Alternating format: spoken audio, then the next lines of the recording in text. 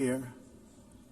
And Madam President, Mr. Secretary General, First Lady of the United States, distinguished delegates, ambassadors, and world leaders. 6 years have passed since I last stood in this grand hall and addressed a world that was prosperous and at peace in my first term. Since that day, the guns of war have shattered the peace I forged on 2 continents. An era of calm and stability gave way to one of the great crises of our time. And here in the United States, 4 years of weakness, lawlessness, and radicalism under the last administration delivered our nation into a repeated set of disasters. 1 year ago, our country was in deep trouble, but today, just 8 months into my administration, we are the hottest country anywhere in the world, and there is no other country even close.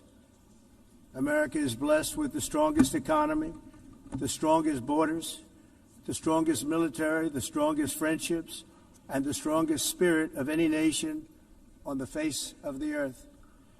This is indeed the golden age of America. We are rapidly reversing the economic calamity we inherited from the previous administration, including ruinous price increases and record-setting inflation we've never had before. Under my leadership, energy costs are down, gasoline prices are down, grocery prices are down, mortgage rates are down, and inflation has been defeated. The only thing that's up is the stock market, which just hit a record high. In fact, it hit a record high 48 times in the last short period of time. Growth is surging, manufacturing is booming. The stock market, as I said, is doing better than it's ever done. And all of you in this room benefit by that, almost everybody. And importantly, workers' wages are rising at the fastest pace in more than 60 years. And that's what it's all about, isn't it? In 4 years of President Biden, we had less than $1 trillion of new investment into the United States. In just 8 months since I took office, we have secured commitments and money already paid for $17 trillion. Think of it, 4 years, less than $1 trillion, 8 months, much more than $17 trillion is being invested in the United States, and it's now pouring in from all parts of the world. We've implemented the largest tax cuts in American history and the largest regulation cuts in American history, making this once and again the best country on earth to do business. And many of the people in this room are investing in America, and it's turned out to be an awfully good investment during this 8-month period. In my first term, I built the greatest economy in the history of the world. We had the best economy ever, history of the world. And I'm doing the same thing again, but this time it's actually much bigger and even better. The numbers far surpass my record-setting first term. On our southern border, we have successfully repelled a colossal invasion. And for the last 4 months, and that's 4 months in a row, the number of illegal aliens admitted and entering our country has been 0. Hard to believe, because if you look back just a year ago, it was millions and millions of people pouring in from all over the world, from prisons, from mental institutions, drug dealers. All over the world they came. They just poured into our country with the ridiculous open border policy of the Biden administration. Our message is very simple. If you come illegally into the United States, you're going to jail, or you're going back to where you came from, or perhaps even further than that. You know what that means. I want to thank the country of El Salvador for the successful and professional job they've done in receiving and jailing so many criminals that entered our country. And it was under the previous administration that the number became record-setting, and they're all being taken out. have no choice. And other countries have no choice because other countries are in the exact same situation with immigration. It's destroying your country, and you have to do something about it. On the world stage, America is respected again like it has never been respected before. You think about 2 years ago, 3 years ago, 4 years ago, or 1 year ago, we were a laughingstock all over the world. At the NATO summit in June, virtually all NATO members formally committed to increase defense spending at my request from 2% to 5% of GDP, making our alliance far stronger and more powerful than it was ever before. In May, I traveled ships with Saudi Arabia, Qatar, and the UAE, and other countries are now, I believe, closer than ever before. My administration has negotiated one historic trade deal after another, including with the United Kingdom, the European Union, Japan, South Korea, Vietnam, Indonesia, the Philippines, Malaysia, and many, many others. Likewise, in a period of just 7 months, I have ended 7 unendable wars. They said they were unendable. You're never going to get them solved. Some were going for 31 years, 2 of them, 31, think of it, 31 years. One was 36 years. One was 28 years. I ended 7 wars. And in all cases, they were raging with countless thousands of people being killed. This includes Cambodia and Thailand, Kosovo and Serbia, the Congo and Rwanda, a vicious, violent war that was, Pakistan and India, Israel and Iran, Egypt and Ethiopia, and Armenia and Azerbaijan. It included all of them. No president or prime minister, and for that matter, no other country has ever done anything close to that. And I did it in just 7 months. It's never happened before. There's never been anything like that. I'm very honored to have done it. It's too bad that I had to do these things instead of the United Nations doing them. And sadly, in all cases, the United Nations did not even try to help in any of them. I ended 7 wars, dealt with the leaders of each and every one of these countries, and never even received a phone call from the United Nations offering to help in finalizing the deal. All I got from the United Nations was an escalator that on the way up stopped right in the middle. If the First Lady wasn't in great shape, she would have fallen. But she's in great shape. We're both in good shape. We both stood. And then a teleprompter that didn't work. These are the 2 things I got from the United Nations, a bad escalator and a bad teleprompter. Thank you very much. And by the way, it's working now. It just went on. Thank you. I think I should just do it the other way. It's easier. Thank you very much. I didn't think of it at the time because I was too busy working to save millions of lives. That is the saving and stopping of these wars. But later I realized that the United Nations wasn't there for us. They weren't there. I thought of it really after the fact, not during these negotiations, which were not easy. That being the case, what is the purpose of the United Nations? The UN has such tremendous potential. I've always said it. It has such tremendous, tremendous potential. But it's not even coming close to living up to that potential. For the most part, at least for now, all they seem to do is write a really strongly worded letter and then never follow that letter up. It's empty words, and empty words don't solve war. The only thing that solves war and wars is action. Now, after ending all of these wars and also earlier negotiating the Abraham Accords, which is a very big thing for which our country received no credit, never receives credit. Everyone says that I should get the Nobel Peace Prize for each one of these achievements. But for me, the real prize will be the sons and daughters who live to grow up with the mothers and fathers, because millions of people are no longer being killed in endless and unglorious wars.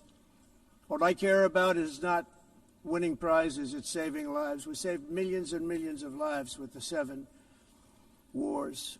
And we have others that we're working on, and you know that.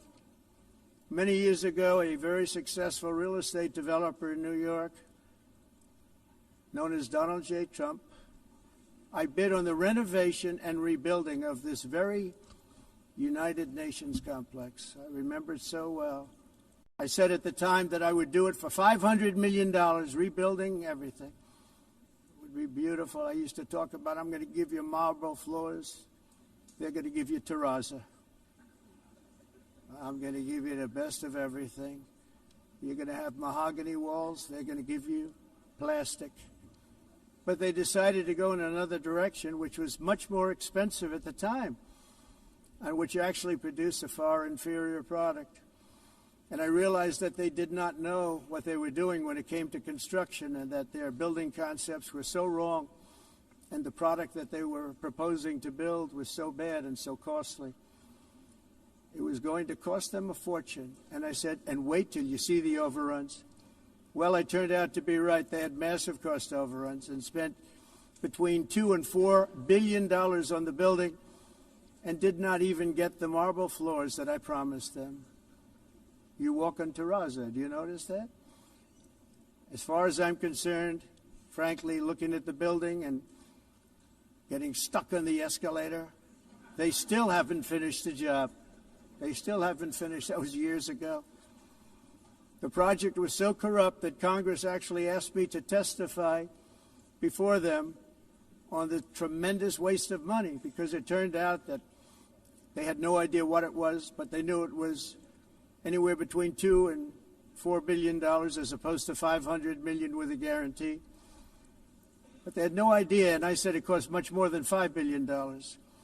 Unfortunately, many things in the United Nations are happening just like that, but on an even much bigger scale, much, much bigger. Very sad to see. Whether the UN can manage to play a productive role, I've come here today to offer the hand of American leadership and friendship to any nation in this assembly that is willing to join us in forging a safer, more prosperous world. And it's a world that we'll be much happier with. A dramatically better future is within our reach. But to get there, we must reject the failed approaches of the past and work together to confront some of the greatest threats in history. There is no more serious danger to our planet today than the most powerful and destructive weapons ever devised by man, of which the United States, as you know, has many.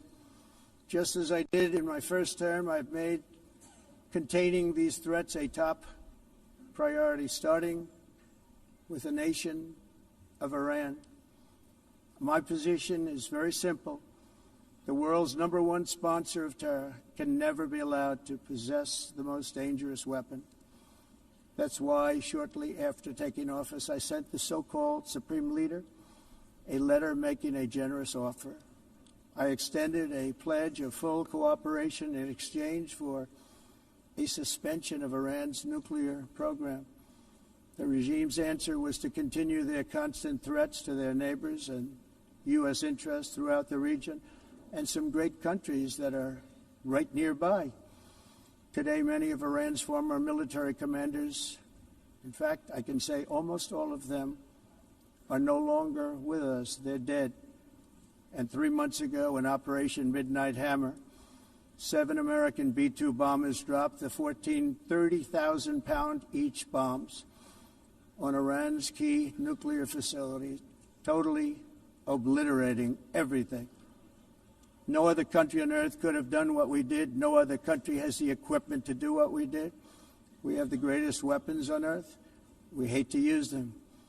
But we did something that for 22 years people wanted to do.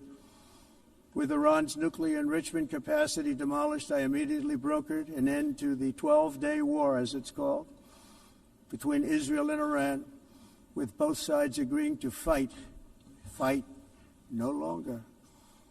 As everyone knows, I have also been deeply engaged in seeking a ceasefire in Gaza. Have to get that done. Have to get it done. Unfortunately, Hamas has repeatedly rejected reasonable offers to make peace. We can't forget October 7th, can we?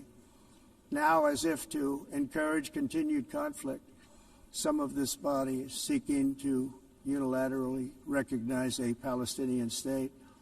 The rewards would be too great for Hamas terrorists for their atrocities. This would be a reward for these horrible atrocities, including October 7th, even while they refuse to release the hostages or accept a ceasefire.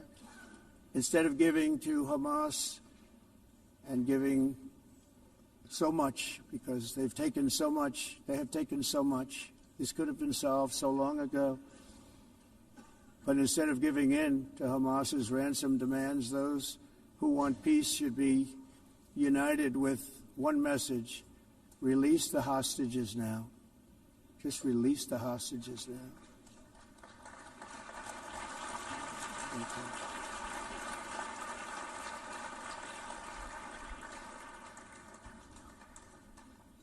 Thank you.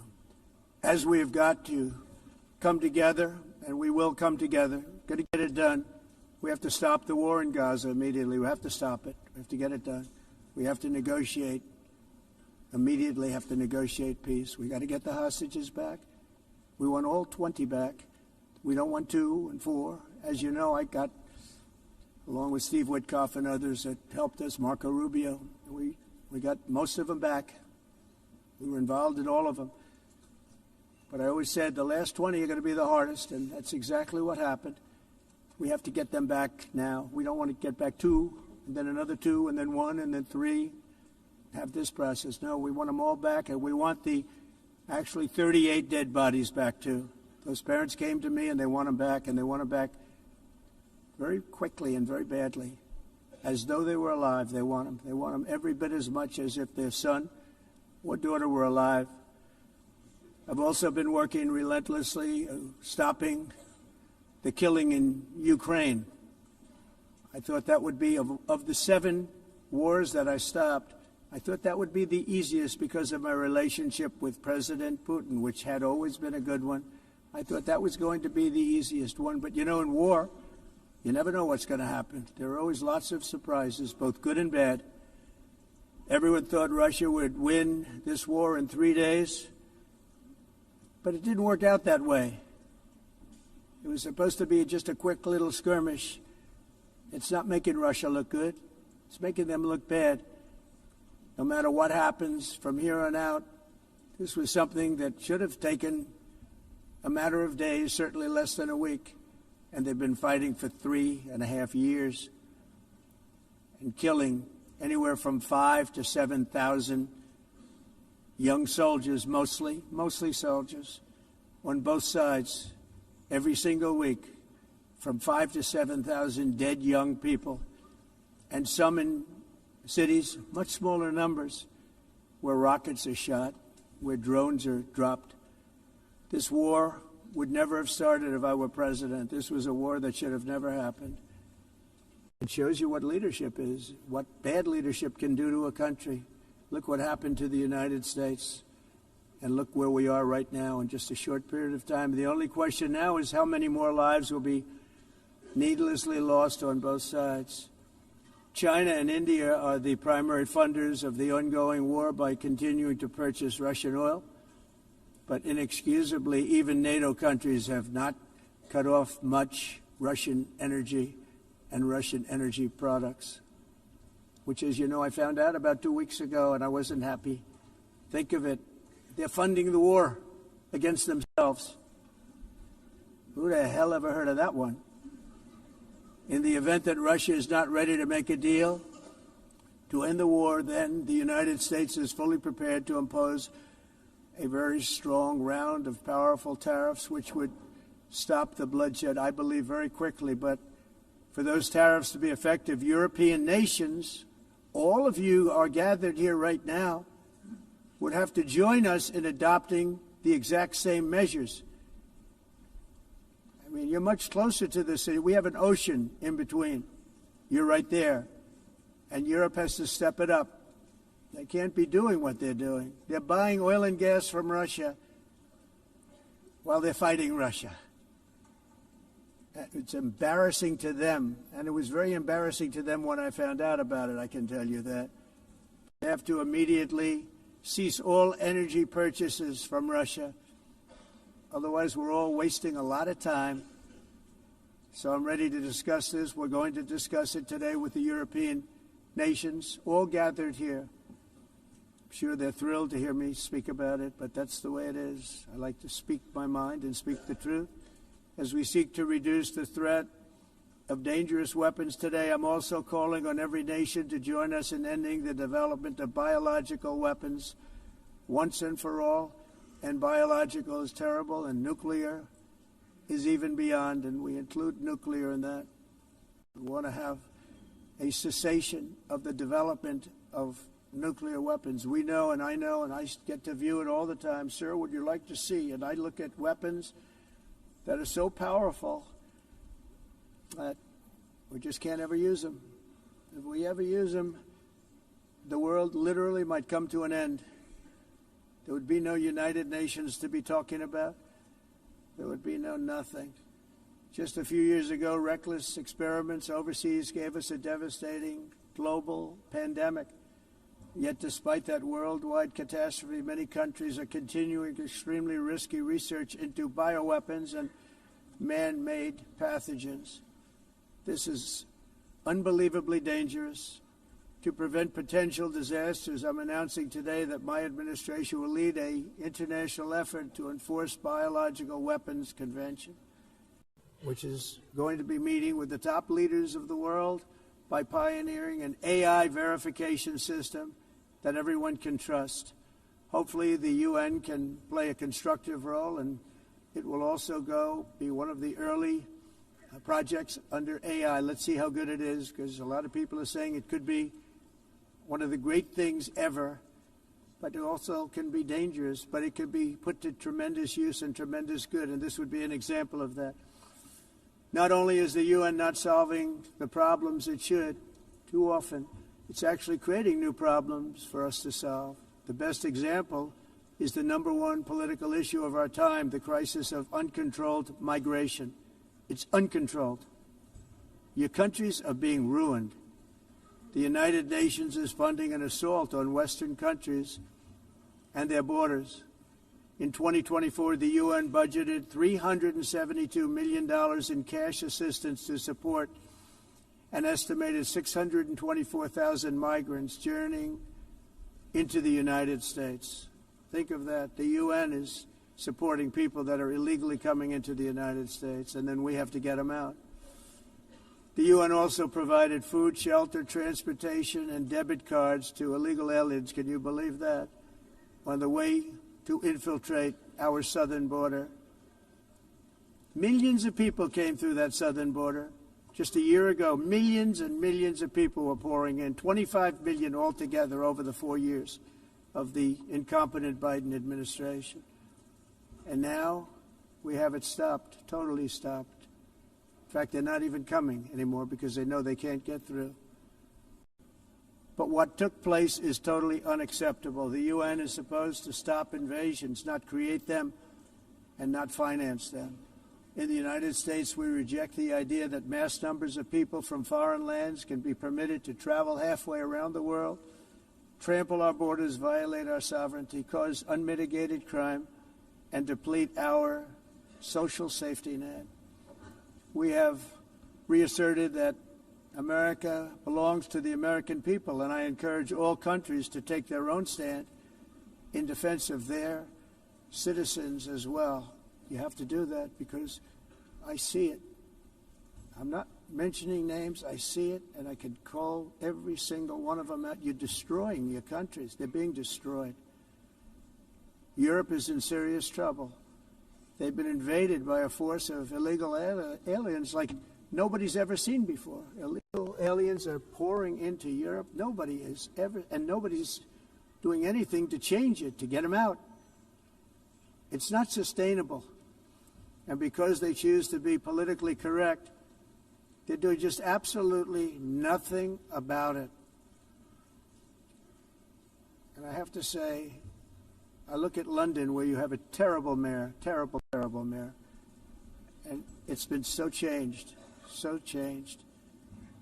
Now they want to go to Sharia law, but you're in a different country. You can't do that.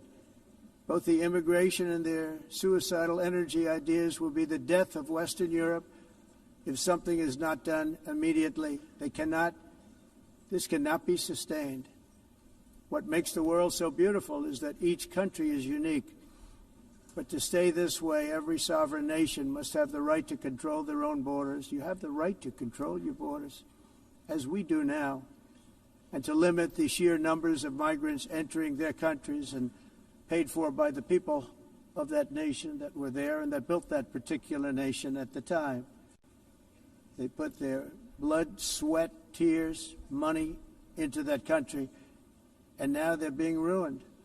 Proud nations must be allowed to protect their communities and prevent their societies from being overwhelmed by people they have never seen before, with different customs, religions, with different everything. Where migrants have violated laws, lodged false asylum claims, or claimed refugee status for illegitimate reasons, they should, in many cases, be immediately sent home. And while we will always have a big heart for places and people that are struggling and truly compassionate, answers will be given. We have to solve the problem, and we have to solve it in their countries, not create new problems in our countries. And we are very helpful to a lot of countries that are just not able to send their people anymore. They used to send them to us in caravans of 25,000, 30,000 people each.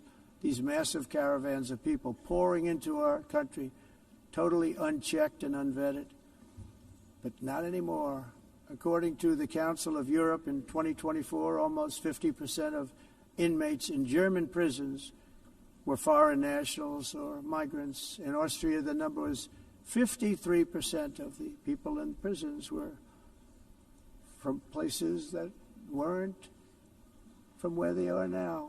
In Greece, the number was 54%, and in Switzerland, beautiful Switzerland, 72% of the people in prisons are from outside of Switzerland. When your prisons are filled with so-called asylum seekers who repaid kindness, and that's what they did, they repaid kindness with crime, it's time to end the failed experiment of open borders. You have to end it now. See, I can tell you, I'm really good at this stuff. Your countries are going to hell. In America, we've taken bold action to swiftly shut down uncontrolled migration. Once we started detaining and deporting everyone who crossed the border and removing illegal aliens from the United States, they simply stopped coming. They're not coming anymore. We're getting a lot of credit, but they're not coming anymore. This was a humanitarian act for all involved, because on the trips up, thousands of people a week were dying. Women were being raped. Nobody's ever seen anything like it. Raped, horribly beaten, raped. On the trip up, the journey up, it was a long walk. It was a long, arduous journey, indeed. And it was also a historic victory against human trafficking throughout the region. What we did was a victory, and we saved so many lives of people that wouldn't make the journey. That journey was loaded up with death. Loaded up with death. Dead bodies all along the roads of jungles. To get up, they go through jungles, they go through areas so hot you couldn't breathe. They were dying of suffocation, areas so hot that you couldn't breathe.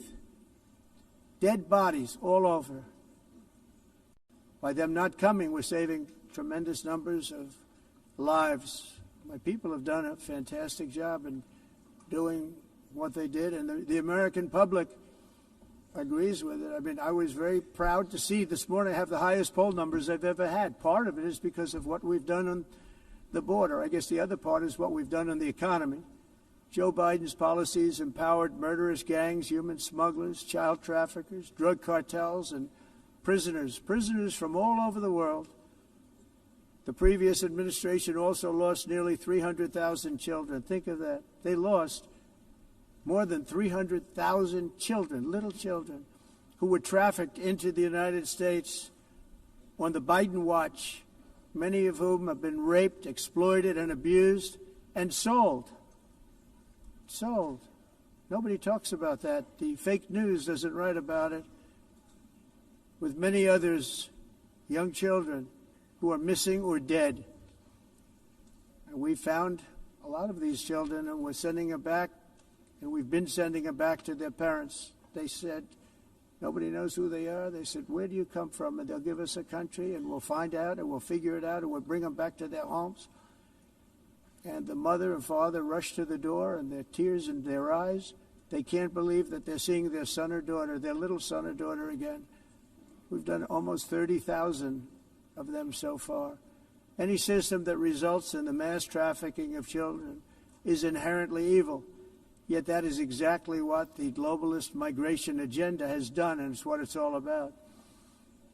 In America, those days, as you know, are over. The Trump administration is working, and we are continuing to work to track down the villains that are causing this problem, and also, as I said, to get back the 30,000 we've already returned. Now I think we're going to have another. We're going to find a lot. You're not going to find all of them. 300, more than 300,000. They're lost or they're dead. They're lost or they're dead because of the animals that did this. To protect our citizens, I've also designated multiple savage drug cartels as far as and you see this, and you see it happening right before your eyes. Let's put it this way. People don't like taking big loads of drugs in boats anymore. There aren't too many boats that are traveling on the seas by Venezuela. They tend not to want to travel very quickly anymore. And we've virtually stopped drugs coming into our country by sea. We call them the water drugs. They kill hundreds of thousands of people. I've also designated multiple savage drug cartels as far as foreign terrorist organizations, along with two bloodthirsty transnational gangs, probably the worst gangs anywhere in the world, MS-13 and Tren de Aragua. Tren de Aragua is from Venezuela, by the way. Such organizations torture, maim, mutilate, and murder with impunity. They're the enemies of all humanity. For this reason, we've recently begun using the supreme power of the United States military to destroy Venezuelan terrorists and trafficking networks led by Nicolas Maduro.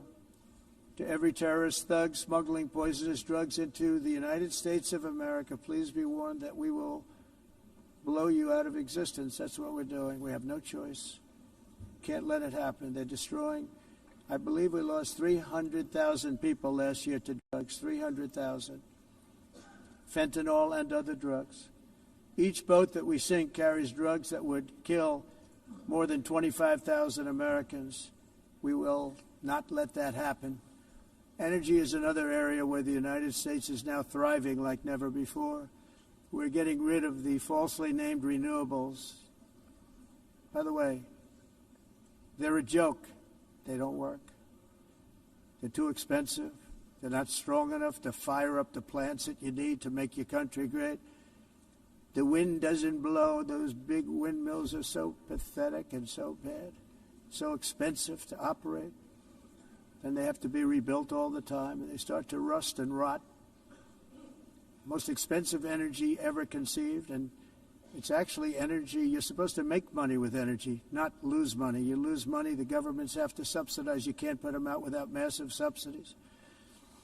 And most of them are built in China, and I give China a lot of credit. They build them, but they have very few wind farms. So why is it that they build them and they send them all over the world, but they barely use them? You know what they use? Coal. They use gas. They use almost anything, but they don't like wind. But they sure as hell like selling the windmills.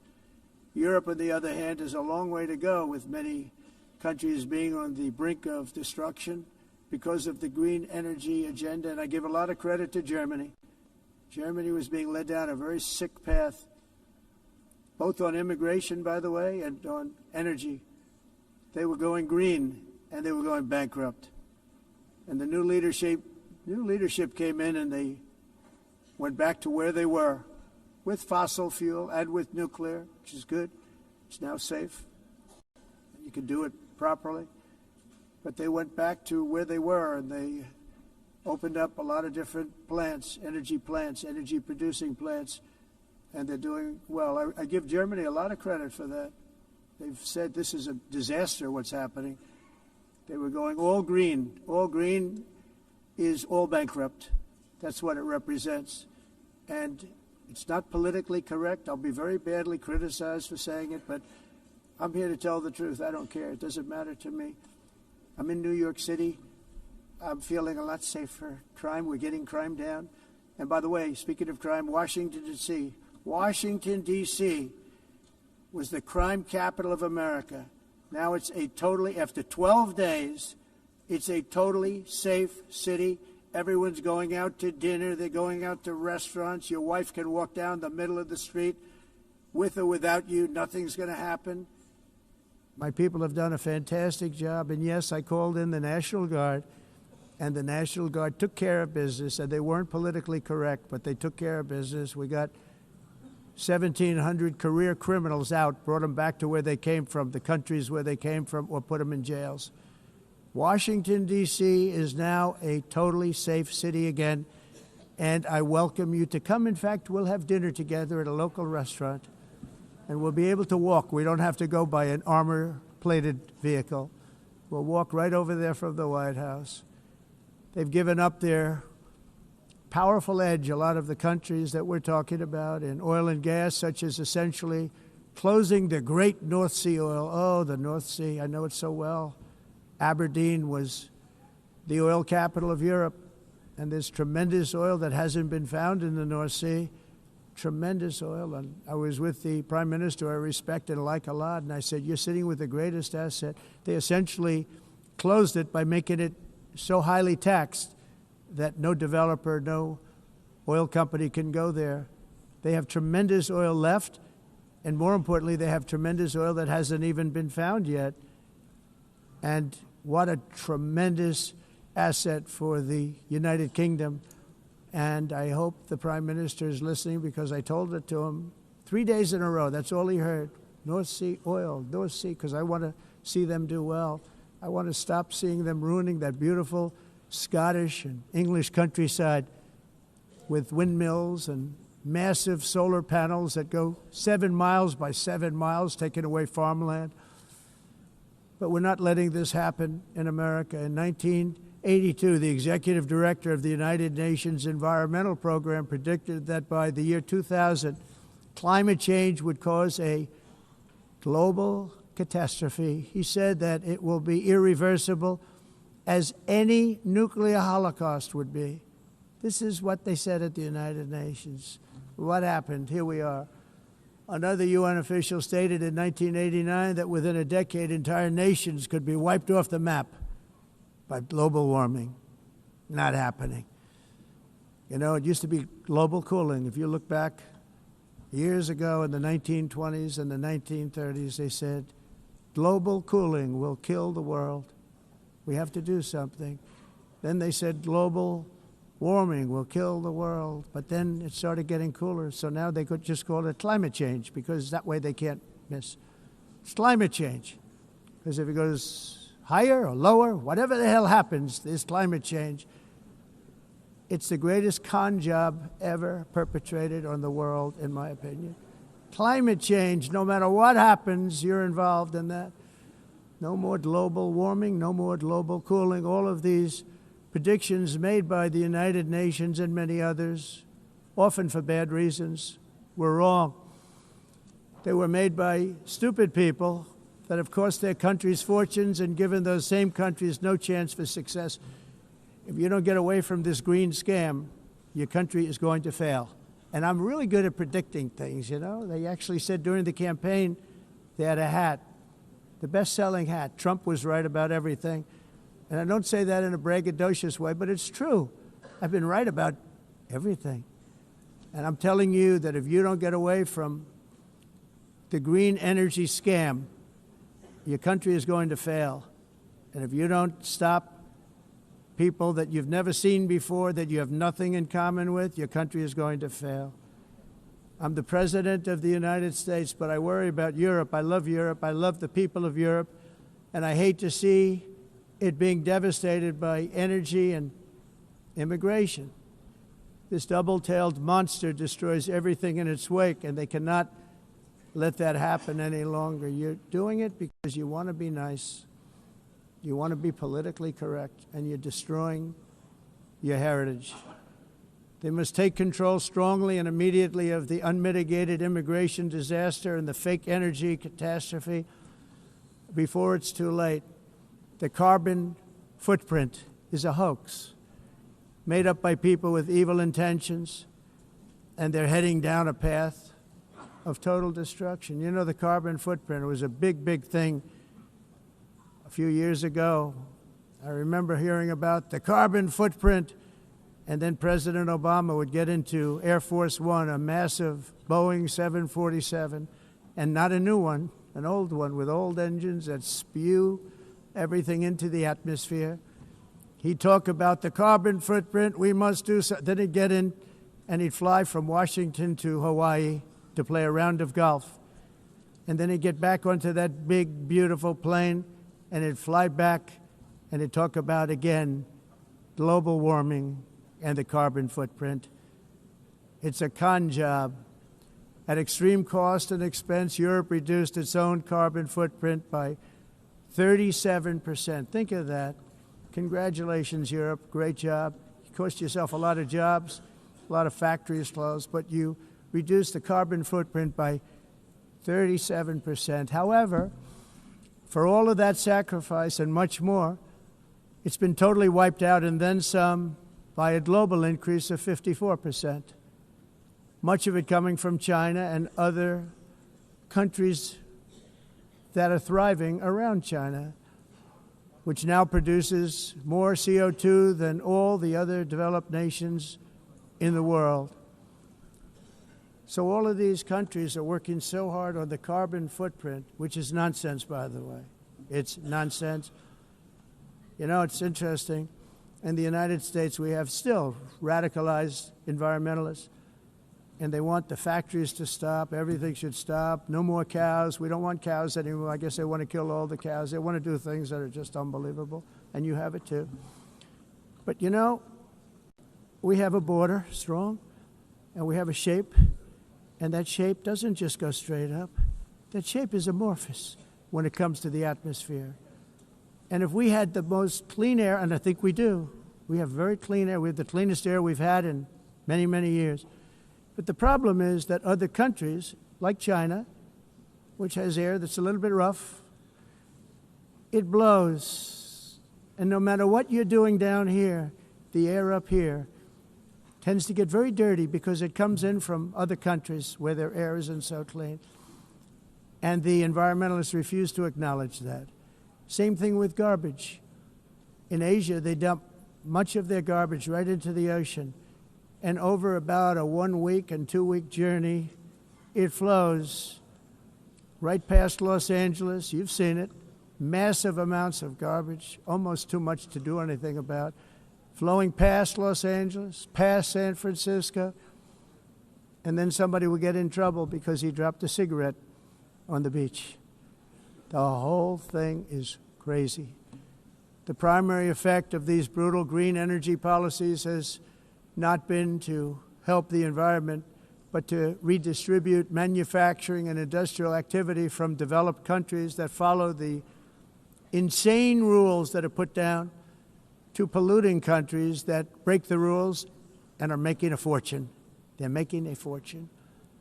European electricity bills are now 4 to 5 times more expensive than those in China, and 2 to 3 times higher than the United States. And our bills are coming way down. You probably see that our gasoline prices are way down. You know, we have an expression, drill, baby, Nós drill. reduzimos And os that's what we're custos doing.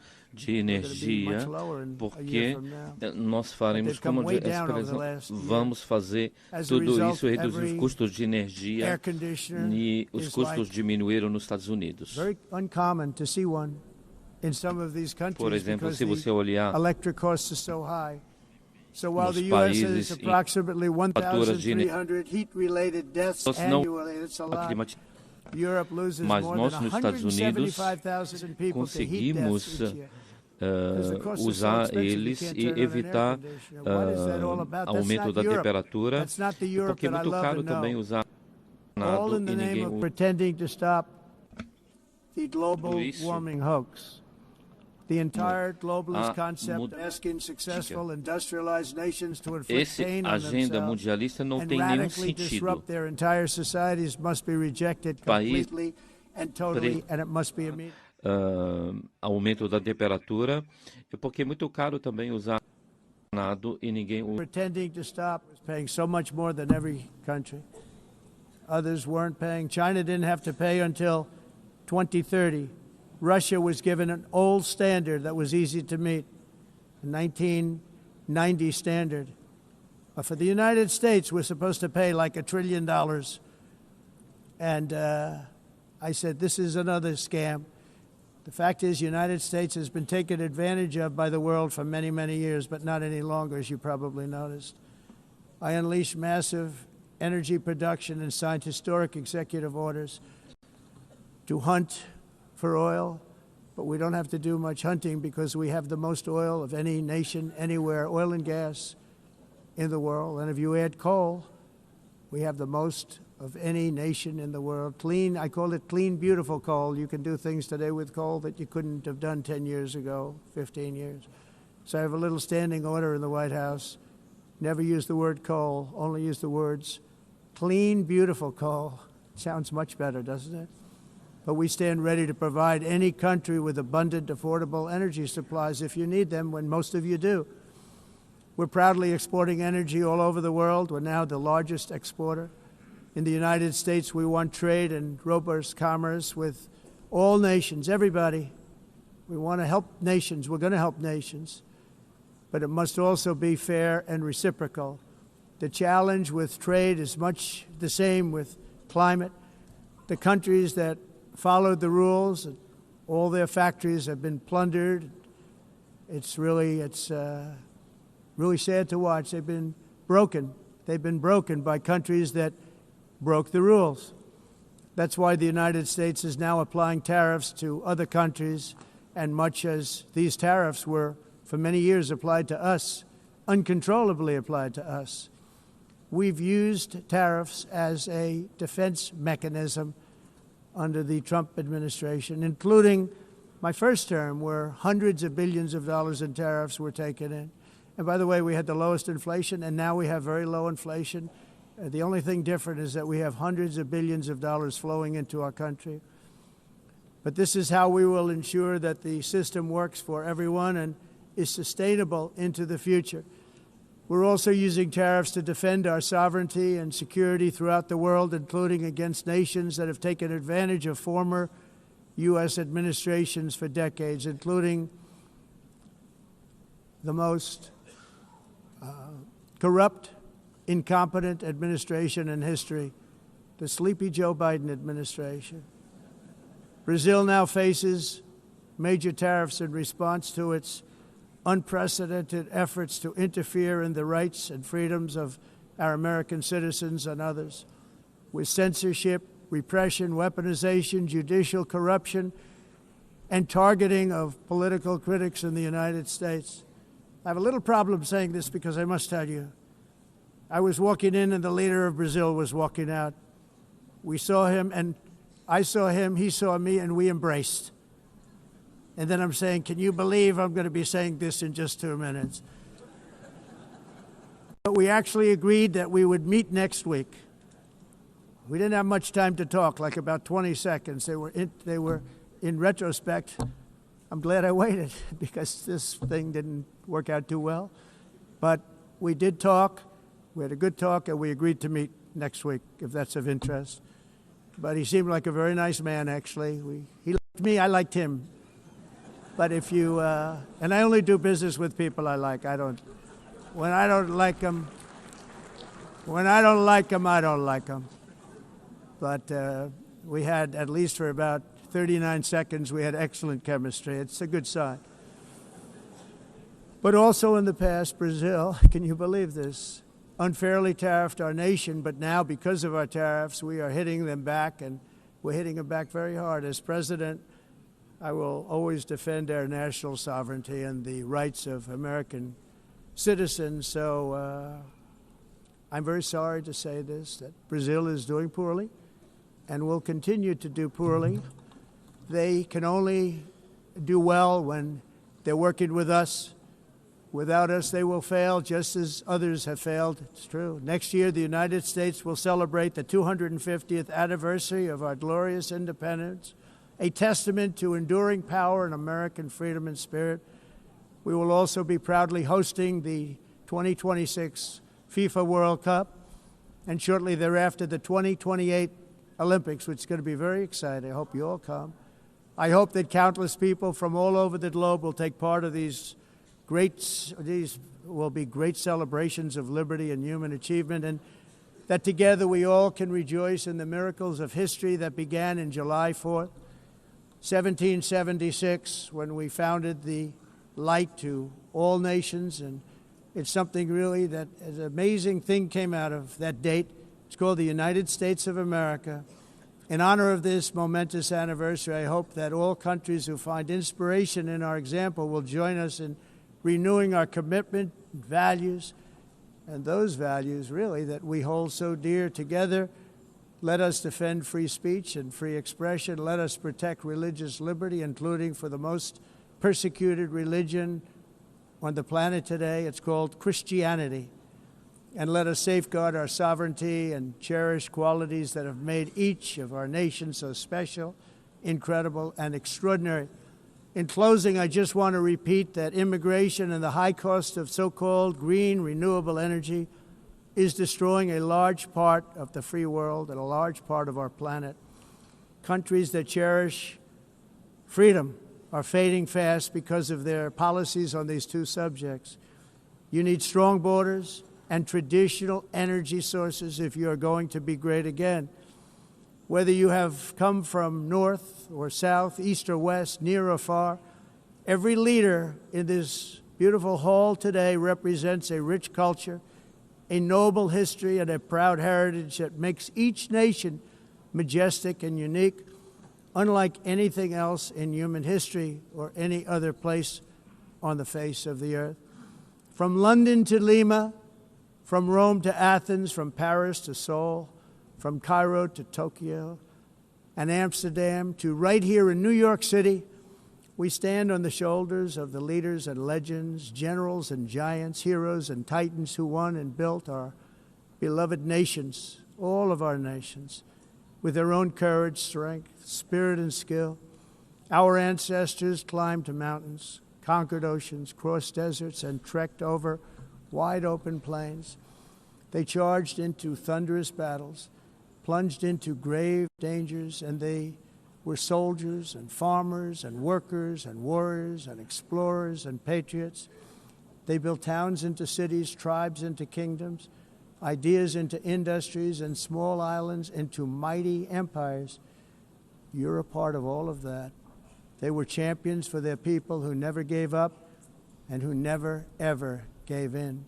Their values defined our national identities. Their visions forged our magnificent destiny. Everybody in this room is a part of it in your own way. Each of us inherits the deeds and the myths, the triumphs, the legacies of our own heroes and founders who so bravely showed us the way. Our ancestors gave everything for homelands that they defended with pride, with sweat, with blood, with life, and with death. Now the righteous task of protecting the nations that they built belongs to each and every one of us. So together let us uphold our sacred duty to our people and to our citizens. Let us protect their borders, ensure their safety, preserve their cultures, treasure, and traditions, and fight for their precious dreams and their cherished freedoms. And in friendship and really a beautiful vision, let us all work together to build a bright, beautiful planet, a planet that we all share, a planet of peace and a world that is richer, better, and more beautiful than ever before. That can happen. It will happen. It will happen, and I hope it can happen and start right now, right at this moment. We'll turn it around. We're going to make our countries better, safer, more beautiful. We're going to take care of our people. Thank you very much. It's been an honor. God bless the nations of the world. Thank you very much. Bye.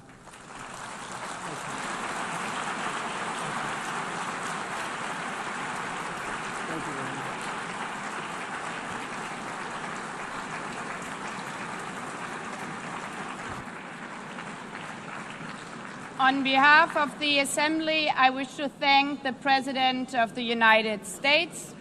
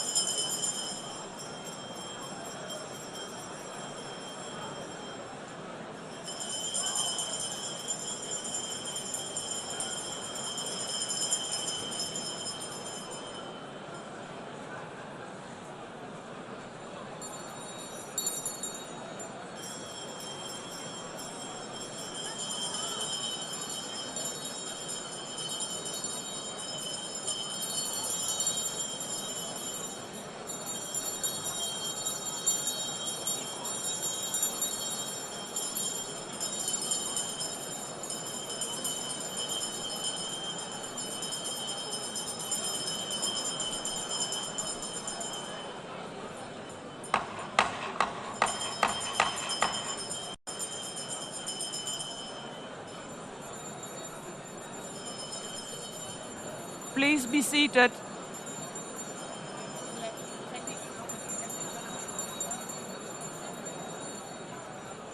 Please be seated.